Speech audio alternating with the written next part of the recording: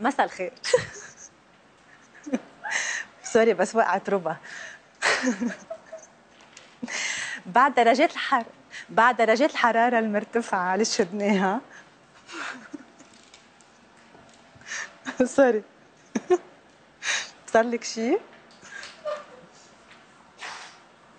إذا طقس ربيعي عم بيسيطر على الحوض الشرقي للبحر الأبيض المتوسط.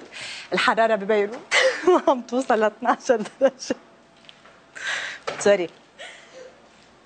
12 درجة ببيروت، 3 درجات بالأرز، و12 درجة ببعلبك.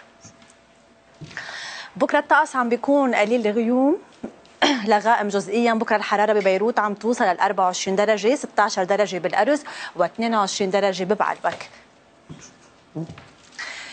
الرياح لبكره عم بتكون متقلبه، حال البحر معتدل ارتفاع الموج، حراره المي 18 درجه، اما نسبه الرطوبه فعم تتراوح بين 40 وال 65%.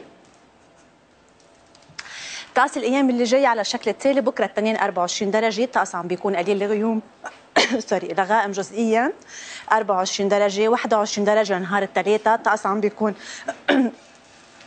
غائم جزئيا، احتمال لامطار متفرقه. لنهار الاربعاء الحراره على انخفاض، عم توصل ل 20 درجه، وبتستقر الحراره